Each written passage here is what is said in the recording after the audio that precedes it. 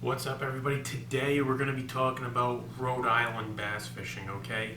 In Rhode Island, it's different than a lot of the rest of the country, okay? And when you're watching YouTube videos all over the country by all these professionals, you're going to get misled if you're trying to catch bass here in Rhode Island, okay? We're fishing smaller water than they are. We're fishing where there's different bait fish.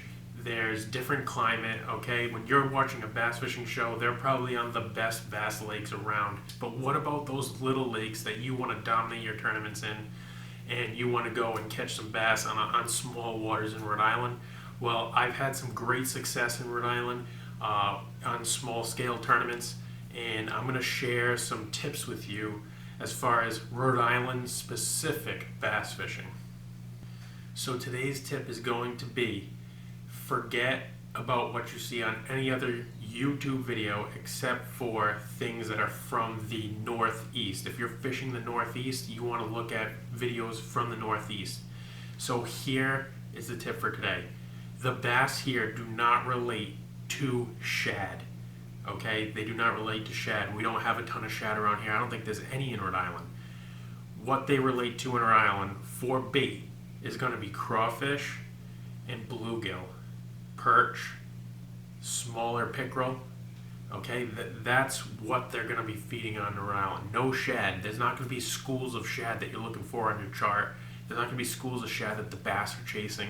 It just doesn't happen. Okay, they're feeding on the crawfish, perch, and bluegill. Okay, so when you're watching a video of these pros that are talking about how they're relating to how they see the school of shad on their chart, and they're bringing their crankbait right through that school of shad trying to get a hit, you're not going to be doing any of that here in Rhode Island. It's just not going to happen.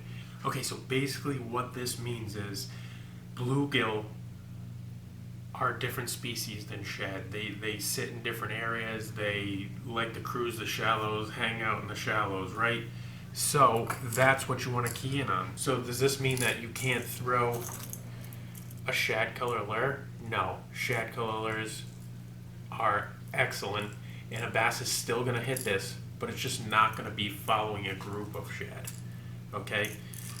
Will it hit this bluegill pattern? Yes, it will hit this bluegill pattern. These are the two patterns I like to stay with here in Rhode Island: bluegill and a shad pattern. Very productive. Bluegill, square bill crankbait. I almost always have one tied on. This, I would say, is my go-to, is the bluegill color here in Rhode Island, like I said, because there isn't a lot of shad. Will they still hit shad color? Of course they will.